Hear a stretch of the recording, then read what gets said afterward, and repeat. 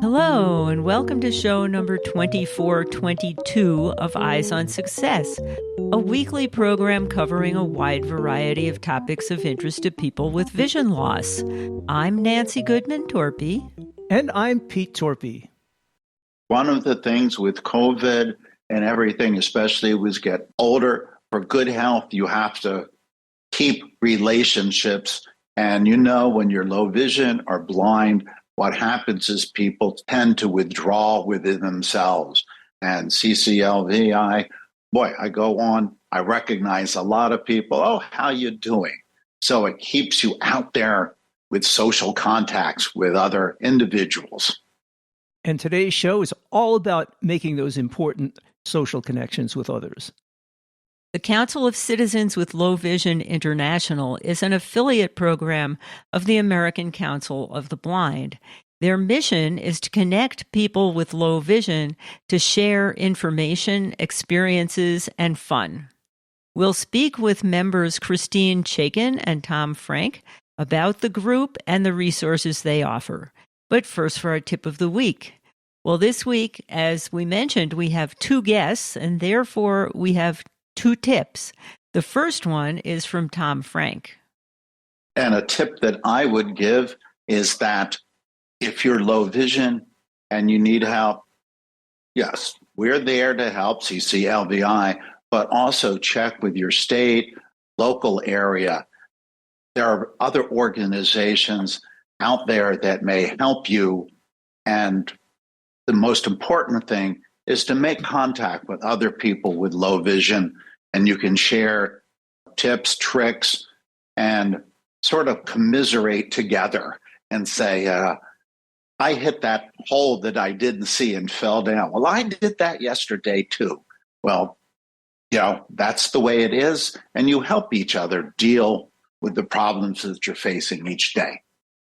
And that's a great point, to connect with others and find out about the available resources that are around, because especially if you lose your vision later in life, you don't know about these resources. You don't know about these ways of doing things that can make life a little bit easier. And so it's a good idea to start that journey and find out how. And the second one is from Christine Chaikin and is a specific example of how you can follow Tom's advice.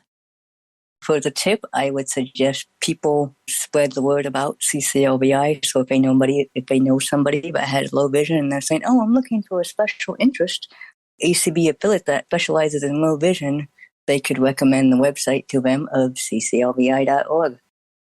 And you have a ton of resources there, ways to meet people, ways to find out about more resources, and all kinds of other things. So it's a very useful website. You are listening to Eyes on Success. Success, success, success, success, success. Let's start by meeting Christine and Tom. Well, today we have two guests with us, Tom and Christine. And who wants to start by introducing themselves? So my name is Christine Chaikin, and I am a member of CCLVI, which stands for Council of Citizens with Low Vision International. And I serve on the following committees, which include public relations, publications, membership, and I also help with Let's Talk Low Vision, doing the scheduling as well as the show notes. Do you have other volunteer activities or paid work or anything? I also have my own company on top of that called Insightful Publications, where I do state resource handbooks for the blind and visually impaired communities. And Tom, tell our listeners a little bit about yourself and who you are. My name's Tom Frank, and as a low vision person, my vision started going bad like 54 years ago when I was in the Army, and just slowly bad. So I'm gone through just about all the stages of low vision.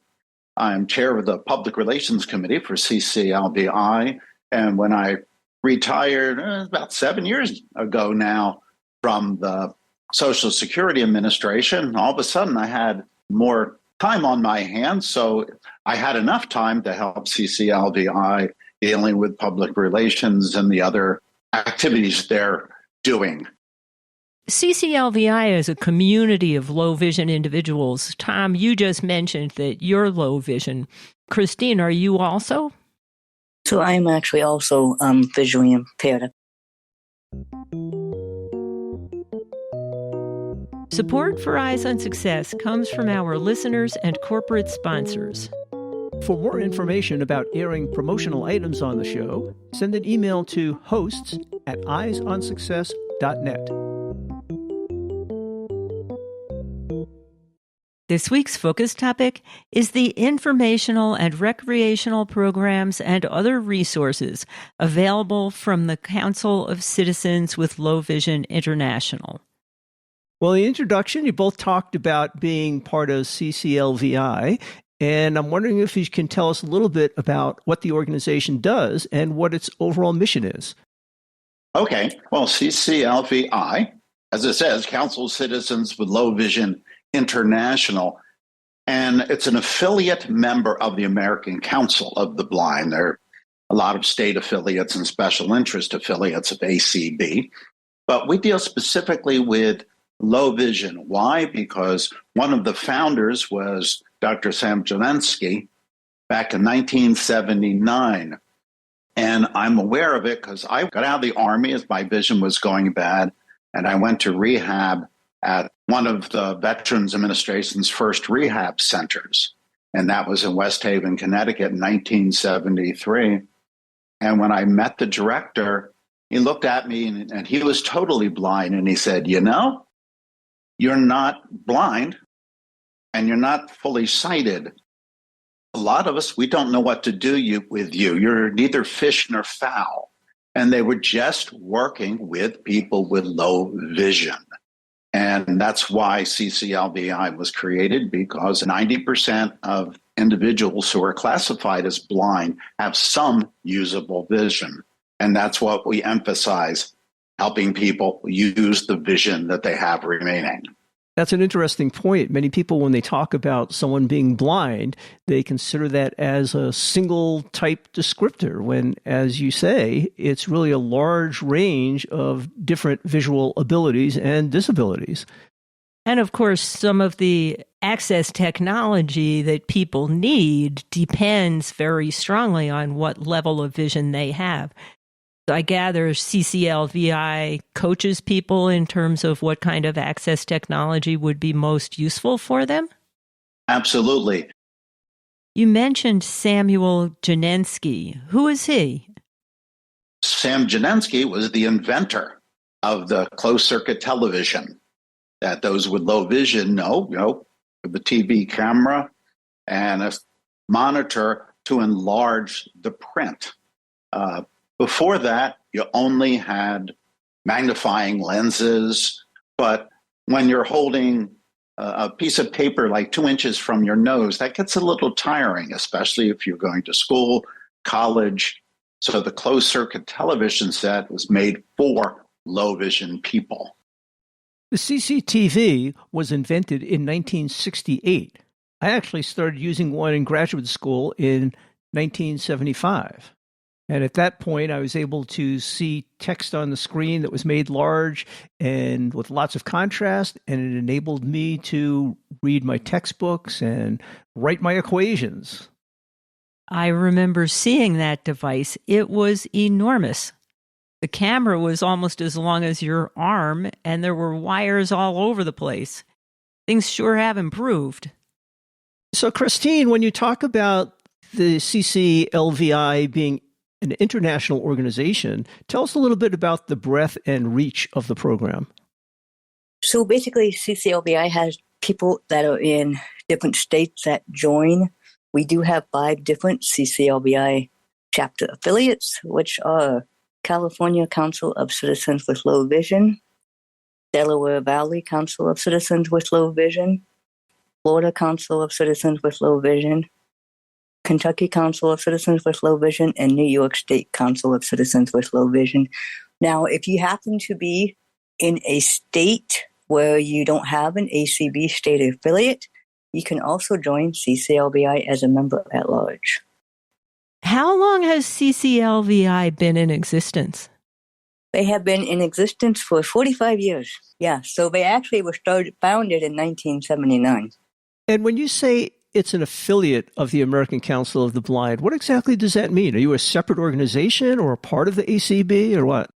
CCLVI is actually a special interest affiliate of the American Council of the Blind.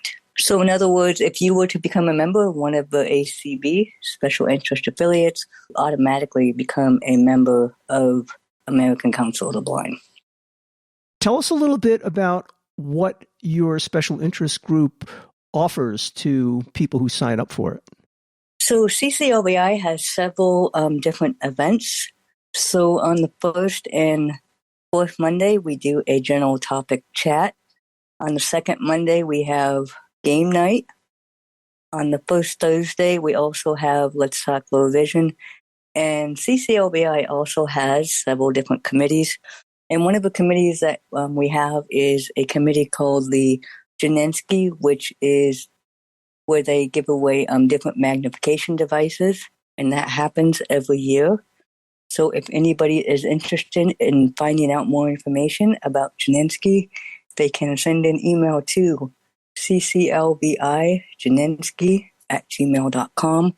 We also have another committee called e-communications, where if you have a technical background and either helping with the websites or a technical background in social media, if any of your listeners have questions about the e-communications committee, you can send an email to cclviwebmaster@gmail.com.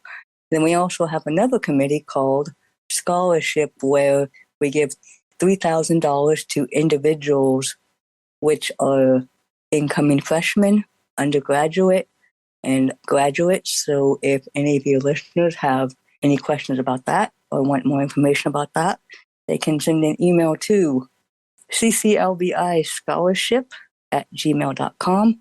And CCLVI also puts out a newsletter called Vision Access, which we are always looking for content. So if anybody is interested in sending us content for a Vision Access newsletter, you can send an email to cclvivisionaccess@gmail.com. I assume this newsletter is distributed electronically? So the CCLVI newsletter is available on email, and it is also available by large print hard copy. Neat.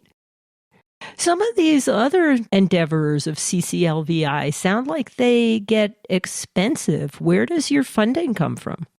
Basically, how that works is people donate and, give us donations and stuff like that. CCLVI is a 501c3 nonprofit.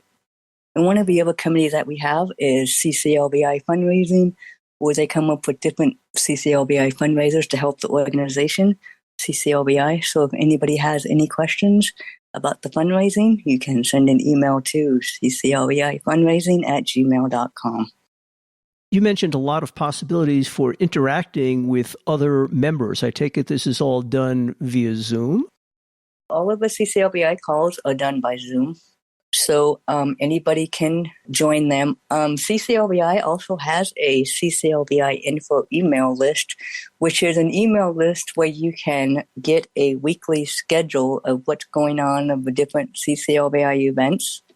And you would also, once you subscribe to that email list, you would also get reminders of that event that's going on that day. So if anybody is interested in subscribing to the CCLVI info email list, you can send an email to cclvi-info +subscribe@acblists.org. Well, that makes it very handy, and it sounds like a great way for people with low vision to interact with other people in a similar situation and trade ideas and tips and just chat with one another. That's true. And if anybody has any questions about becoming a member, you can send an email to cclvimembership@gmail.com. How many members do you figure you have at this point? CCLVI has, I believe, 240. Wow. I assume with all of this going on that you're also interested in people who want to volunteer to actually take care of some of these resources and manage websites and email lists. So speaking of resources, CCLVI has a resource page that people can go to, which is cclvi.org/resources. And when you go to that resources page, you will find a lot of different information. Some of those categories include about books and entertainment, writing tools, video tutorials on how to do different things, just to name a few. I was actually on that site. It looks like a very useful site that's easy to navigate and quickly find what you're looking for. Your site is very clean and has some very useful resources on it. I would encourage people to go to it. Well, thank you very much. You talked about some regular meetings that CCLVI holds. What do members do when they meet? One thing we do, like on that Monday that Christine was mentioned at 8:00 p.m. Eastern Time, on the third Monday, we have a peer support, and then we have the game nights for people to get. The purpose of that, when low vision people come on, there are problems associated with low vision. One of them is, when do you start using a white cane? There's a lot of people, they're losing their sight. Well, I'm not blind. I don't need a white cane. I'm not going to use one. And then they fall down and they're embarrassed. That is not good. If you're in denial, you can't advance your situation and make it better. It's a matter of accepting what you are. Do I want to have low vision? No, but I need to learn how to deal with it. And that's really what we help people do. Learn to live with low vision, be as productive as they possibly can, and live, it's almost a cliche now, full and rewarding life. But that's what we try to do for people. And as you say, there's a resistance to saying, I do need some help here, and a cane would help, or a magnifying glass would help. And once you get over that hurdle, life can sometimes be a lot easier. And then at the certain point, we have the CCTVs. They no longer work for me. But when do you switch over to speech, voiceover on an Apple device, or I'm trying to ram TalkBack on an Android device? And then where do you get help learning that technology? We also try to help and guide and cajole people when they reach the point where they can no longer read print, but there are other ways to access it. Along those same lines, it's always a good idea to plan for the future. It's not often that vision improves as we get older. So if you're already low vision and using some assistive devices, you might plan for what happens if my vision gets worse and start to learn some of those tools before you absolutely need them. Right. But once again, you need to accept the fact that it's likely to get worse. And there's a lot of people with low vision, once again, that have great lives, get college educations, have great jobs. Once a person who's losing their vision has found CCLVI, they've obviously already started looking for places where they can get help. And CCLVI is a great resource, but you're not going to be fitting people with special glasses and special devices. Where do you typically send people and recommend that they go to try to get training or devices that can help them with their daily lives? Well, I'm here in Vermont, and I would say you go to the Vermont Association of the Blind and Visually Impaired, which is sort of the adult rehab organization here in Vermont. Every state has somehow a rehab division for the blind. They also have a division for the blind that help people with job-related issues. And then also in the schools, children who have low vision who are blind come under the Education of All Children Act, and they have teachers for the blind. Another thing that we recommend is you need to learn to advocate for yourself, or if you're a parent, advocate for your children. I want to make another point about assistive devices such as canes and using guide dogs, etc. I find that carrying a cane often makes interactions with other people in public a little easier. So, for example, Nancy can perfectly guide me around. I don't need a cane when I'm following her. But just having my cane, people are more pleasant. They step out of the way for you when you're on a sidewalk. They're get out of your way when you get on a plane. And it just makes interactions easier. And then people aren't always wondering, is this person just out of his mind or something when you're stepping the wrong way and you don't have a cane. They don't recognize that it's just because you can't see that you're in the wrong place. And you know how the cane keeps you out of trouble. When you go up to the door and you're going real class and look at it, and the door opens, excuse me, ma'am, obviously this is the wrong door that I'm looking for. Oh, men's room's down there. It can avoid some embarrassing situations, yes. Exactly. I have done that a couple of times. I'm sorry. Hold up the cane. I have problems seeing, and they don't really believe you if you don't have a cane. And we recommend people, even if you're not using it for mobility, get yourself one of the identification canes. Very, very lightweight. You can hide it when you don't want to use it. But when you want to just point out the fact that you can't see, when you're waiting at the bus stop or waiting for an Uber, you pull that thing out and they say, oh, that's why he can't see me. He can't see me. Yeah, it's a good flag to other people. Yes. I tease Pete sometimes that he just brings his white cane for show.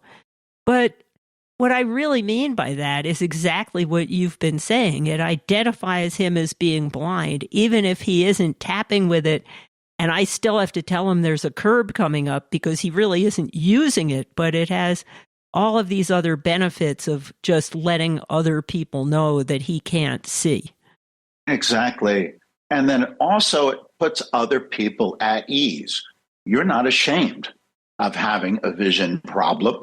And though you probably know as a couple, as soon as you pull it out, they'll start talking to you, Nancy, and not to Peter. That makes me crazy. Some server at a restaurant will ask me what he wants, and I'm like, I don't know, ask him. Exactly. But once again, also look, as you become more comfortable having low vision, you can say, I'm sorry. Yes, ask him.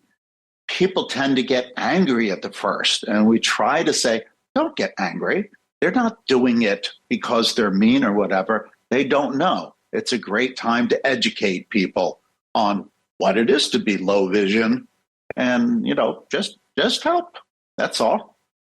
Well, this sounds like a great organization that can be useful, not only learning tips and tricks and suggestions from other people, but also making good friends across the country. So keep up the good work.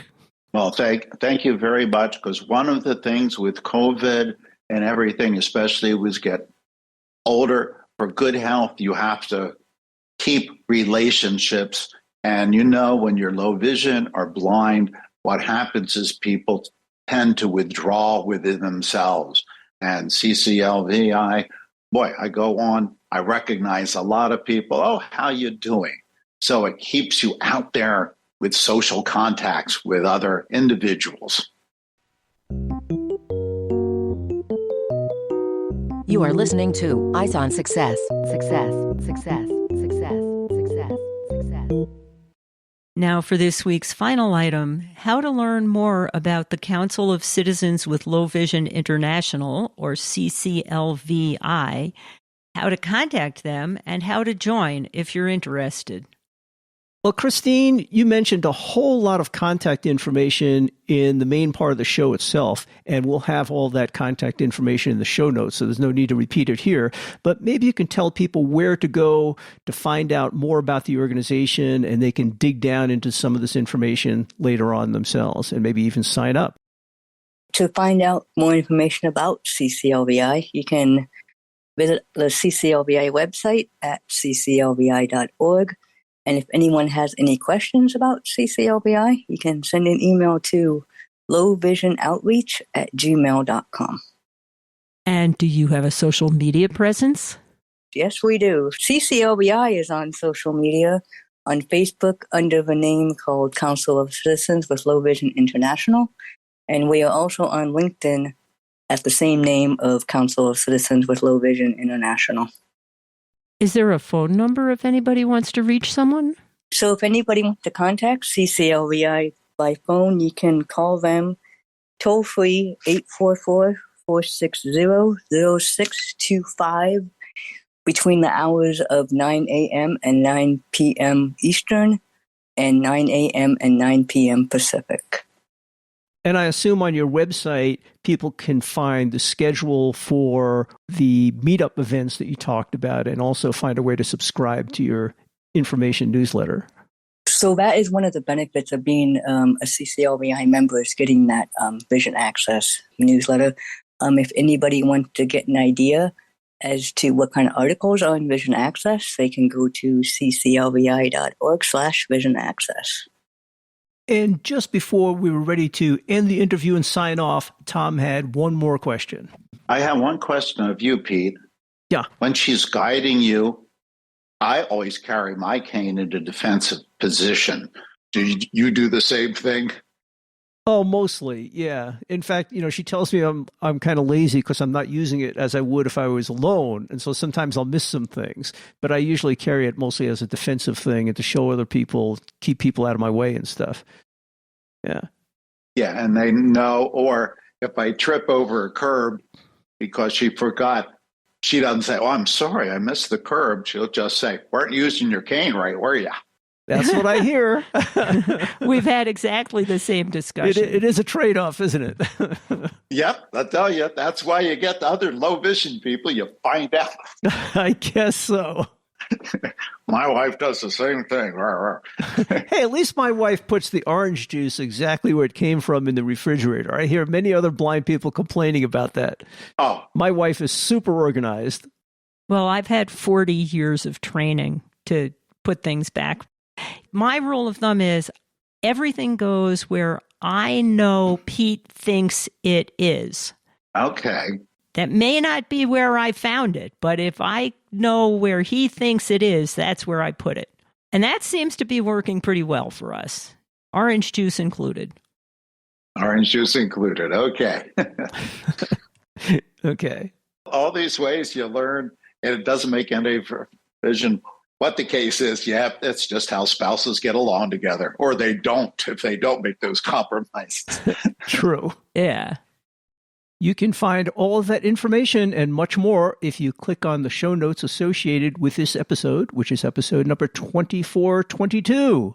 And there's also a Word document you can download with much more information about CCLVI. That's it for today's show. Next week on Eyes on Success, we'll be talking about Listen Later, a new app that transforms articles, websites, and other written content into a podcast that you can listen to with your favorite podcast app. Simply email a link or attachment and hear it read out loud in a natural synthetic voice.